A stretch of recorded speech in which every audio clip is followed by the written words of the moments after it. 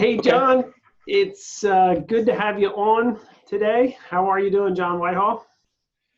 I'm very well, Dave. Hey, thanks for having me back. It's been like a couple of years, hasn't it? Yeah, I want to say probably 3 years if I'm not mistaken.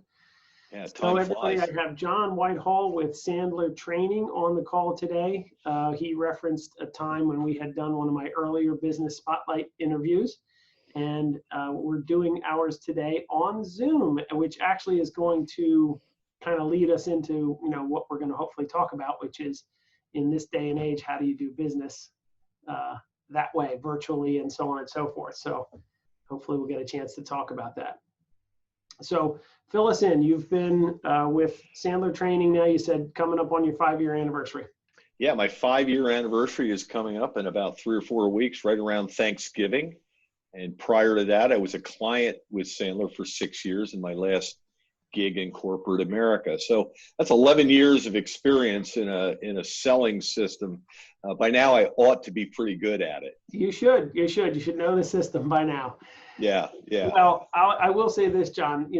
People are resistant to sales training. They're resistant to scripts, and they're resistant to tactics because they think they're, just I don't know, whatever, unnecessary or they just have a bad reputation. But that's not the case at all. So tell me about that. Like, what do you say when someone comes to you with that objection? Well, it is a little bit like that because when people first meet me, they think that I'm going to tear them down, I'm going to criticize them, I'm going to feed them scripts that you would typically hear out of a call center. And it typically, as Sandler is not like that at all. In fact, when I do my 4-part introductory training, we don't even get to any selling until the second session. The first couple of hours, we're really just learning about ourselves, understanding our personal makeup so that we can become closer to our clients and build trust. Trust is everything in what we do. And one of my favorite of the 50 or more Sandler rules is all things being equal, people buy from who they trust. And when all things are unequal, guess what? They still buy from who they trust. Right. So really what we do at Sandler and what I do is we just teach people how to have better conversations, build trust early. It's all above board. The other thing is everybody thinks I have some sort of whiz bang close that never ever fails, a silver bullet that I'm going to secretly impart to the people who I train. Folks, that doesn't exist. You know that. So, Right. the best we can do is build trust, have better conversations by asking questions to find out what the client is really looking for, uncovering their pain, if you will, and then providing a solution to their pain issue. Right. That's really what we do.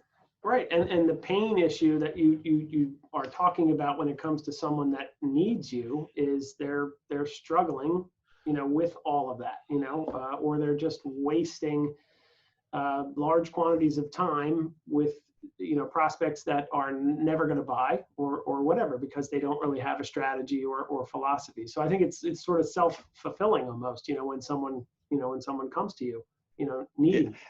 absolutely. Because when people do come to me and they really want to get serious and talk about their process here, they do have some sort of pain.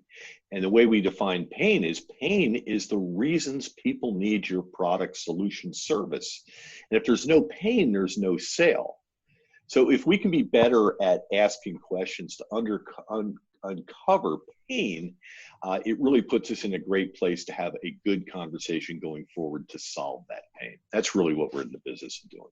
That sounds fantastic. Yeah, there's no, and here's the other thing, pertaining to sales. I mean, everybody is in sales. I don't think that most people realize that, but as soon as you do, it really it's a game changer. So, it's just one of those things that people need to realize it, and there's nothing wrong with having a process or a system for doing it, and then once you get good at it, you're really good at it, which is that when you talk, about your training and when you do your webinars and seminars, I mean, you speak it as though, it's just second nature to you at this point. Well, it ought to be. I've spent enough years in it that, and then prior to that, I've been a sales manager for 30 years before I had my Sandler franchise. So I've spent my entire adult professional life really as a sales psychologist, if you will, coaching people to better performance. I buy that. Yep.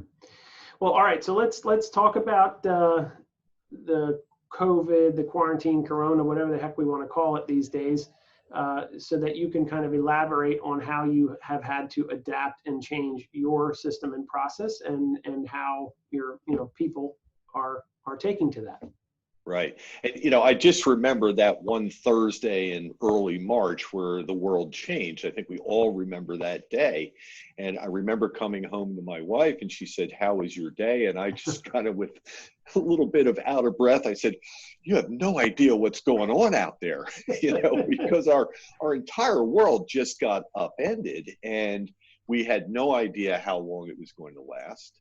And as I said to you before we started the call, I had been doing talks way back in April and May about remote selling on Zoom or GoToMeeting or any one of the popular platforms, thinking that at that point, we were kind of at the end of the run of that content. The shelf life was going to expire. Right. And now I find myself doing it all over again, really for about the third round. Right. I do a lot of free talks. It's a way that I meet people and connect with people. It's really a replacement for that face-to-face networking, which really was my bread and butter. Right. I used to do free events and free talks in order to meet potential clients in an actual room. In a room, right. Yeah, and I'd have a dozen, maybe 20 people, and then afterwards, people are milling around. You'd chat them up, you'd talk to them, they'd have questions for you, and you'd have a good opportunity to convert. Now I'm doing this on Zoom, and it's a little bit different. So sure. I'm still able to get the numbers of people, but something happens when you get to the end of that hour or 90 minutes. They can elect to leave the room just by hitting that little red button and they're gone. That's so right. It involves a different type of follow-up on my end that's almost like a warmed up cold call. Right. I've had some contact with them, perhaps that person, perhaps you're on one of my calls, Dave, and you ask a question or something that I find intriguing. It kind of gives me entree, or you've opted in to me, so I'm picking up the phone and calling you. So what we've been forced to do, because who knows when this is going to end, it doesn't look like it's ending anytime soon, we've had to rework our processes on the front end and the back end to gather more information about the people who are attending so that we can appropriately follow up and hopefully convert that to some business. It's a lot more difficult than I just made it sound. Well, listen, you know what it sounds like to me, John? It sounds like real estate. And I'm not talking about, where I reach out to someone like you who's a past client and a friend and a great referral source. But sure. When someone calls on a sign, it's exactly the same thing. They call in, you have a conversation, and if they don't go to see the house, or if the house is already sold, the sort of process begins from there of like, well, they called in, so they sort of given us permission to follow up and see if they actually want to have our service. So it makes a lot of sense. Yeah. So, It's very, very much the same thing. Yeah, yeah. That makes it very relatable hearing how it plays in your world, because it isn't too much different. But so maybe you can speak to this. I'll just sort of make like what I think is what I'll call an observation. This doing a Zoom call with somebody. Okay, so someone that you're training, whether it's me or someone that's a salesperson for a local chemical company or whatever. A Zoom Sure. call is just another. You're exchanging it for an in-person meeting. So are you finding that people are your trainees are having success with getting people to say yes to a meeting like this? Yeah. So I think early on, and even pre-COVID, we had become very lazy with how we communicate. Email, text. It was too simple to do this dump and run communication. It's almost like check, check, check. and nobody's actually having real conversations. Right. And if there was a silver lining to this shift in the way that we do business, I think it gave us a chance to participate in what I've called the rebirth of actual conversations. Right. I love it. Right? Yeah. And so, and in fact, I did a talk that was just titled that. But if you think about what you and I are doing right now, I mean, we're a couple of miles away. Our offices are fairly close, but we're having really a phone conversation that's visual. Yeah. That's really all this is. And so what I've begun doing is anybody who's going to have a conversation with me, it now takes place on Zoom. It's very simple to do. And you're able to get more of the pieces of that communication pie that I'm always talking about, where your spoken word is only about 10% of your communication. Right. The rest is physiology and body language and tonality. We're able to get the complete picture. So if there's a silver lining, is everybody's learned to do Zoom. Whether you like it or not, I don't think this platform is going away anytime soon. No. But if you accept it and you start looking at it in a positive way and understanding it for what it really is, it can be really a terrific thing. It definitely is. Without a doubt, it definitely is. And I mean, people have Zoom fatigue right now, but we just need to embrace it and just keep moving forward and take it as a blessing. That we actually have the ability to do this. Yeah.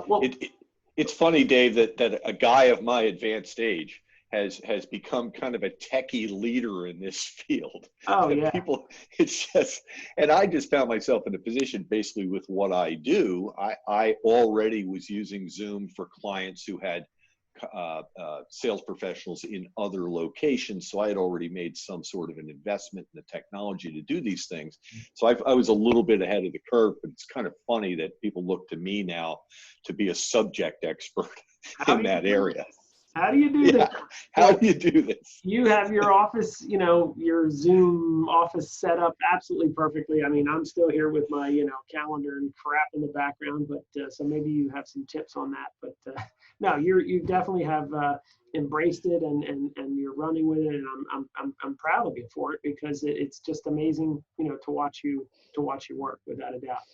Well, thanks, Dave. That's great. That's great stuff. But it is funny when we watch even the news in the evening, or somebody late night TV. People are being now interviewed over Zoom or another platform, and so what's behind you, the background, has become a really important thing. And I find myself kind of checking out. This celebrity's being interviewed. I'm not really listening to what this person has to say. I'm checking out their home or their kitchen or wherever they're from. Yeah. So I have seen a lot of really good and a lot of really awful behavior. Let's just say incidents. I wish I had recorded every session I've done since COVID began, and it was well over 100 sessions. I would have had a highlight blooper reel that was just really, really funny, with kids and pets and people coming out of the shower in the background, and where somebody has their office set up in their bedroom. The thing that I see that's a trend that I hope goes away is the virtual background. Right. And so that's where you have this, you click and you have a picture or some sort of backdrop. They never play very well. Never been a big fan. Yeah. It never looks right. And it's very color dependent. And it also has a little bit to do with how fast your process or how well that works. I think you're better off just having a natural background. What you see behind me is my office. This is just it. And the only thing I did is I have a little switch that I can dim the lights and so forth, and I just kind of adjust the lights so that the colors come out, and hopefully I don't look as old. Good luck with that, John. You look fantastic. All right, so back to the sales. So I mean, what would you we want to just sort of put out all of your contact information so people can reach you and reach out to you if they're struggling with sales. But so someone's department is struggling with sales, they're like, all right, it's time for someone like John. I don't know, sell yourself, or tell me what what people should do to reach out. Where do we start, right? Well, the easiest way is just shoot me an email, and that's it. That's at john.whitehall@Sandler, SANDLER.com, or just call me on the phone, 610-223-4346, and be prepared to answer just some basic questions. And the one that I'll ask right out of the bat is basically say, tell me about your sales process. And that's a great question, because when people really think about it, most people don't really have a sales process. And so, that gives me a lot to talk about at that point. I was just about to say, well, we don't have one would be like probably 80% of the response. Right. And many times if companies are experiencing turnover and things like that, I'll say, tell me about your hiring process. And they'll say something like, well, I usually go to lunch with people, and if I can stand being with them for an hour at lunch, they're probably a pretty good hire. And I'll say, okay, fair enough. Tell me about all your salespeople. And they'll say, well, I've got these guys at the top. They're just terrific. I never have to do anything. They're just winners. Got these guys in the middle. They're a little more variable. And I got these guys at the bottom who I'm just always kicking them in the pants, trying to get them to do the right thing. And then I'll circle back and I'll say, that's interesting. I guess the lunch test isn't working so well for you. So, there's a lot of ways that I can get into conversations, but if you do pick up the phone to call me, I'm going to ask you some pretty hard questions, uncover a little bit of pain, and understand that you're going to be able to ask me questions as well. It's always a two-way conversation when you're on the phone with me. And, the thing that takes a little bit of pressure off, in a half hour, we should really be able to see if we're a fit for one another. And if we're not, that's okay too. Sure. Because you mentioned, Dave, at the beginning, you had people who you're not sure if they're interested. There's a long time. The sooner we get to a no, many times a no is as good as a yes. If we get to it, right, we're not wasting time. We can move on. Yeah. So just know that if we do have a conversation, it's okay to tell me no. Yeah, I'll be just fine. That's fine, but I'll also, I think what happens is that if someone has made the motion to actually reach out to you, they obviously really do have some pain, and then the questions that you ask them will, all of a sudden just make the light bulb go off, and hopefully, that you'll at least get to interact with them and engage with them, or they'll choose Sandler for a period of time or a long period of time. So right, definitely the whole process makes sense to me. So. Just understand that I'm going to ask you really good questions, and we're going to have a dialogue. I'm not going to be feature benefiting you to death. We're going to have a conversation and see if we're even a fit, and if it's worthy of a second conversation. That's all we're really going to do. Very good. Yeah, just like this. Just like this. Thank you, sir. We will put the website, we'll put your email address, your phone number, and all that stuff on this, when my folks edit it. And I think that was a ton of great information, John, for anybody, looking for better sales and just kind of ready to bite the bullet on, facing the music that we're all in sales and that you need a process. And that's where you come in. Well, thanks again. If we keep doing the same things, we're going to get the same results. So we oftentimes have to change course in order to get better. And I appreciate you very much for having me on, Dave. It's hard to believe it's been 3 years since we did this, but thanks for having me back. I do appreciate it. My pleasure, John. Take care. Thanks.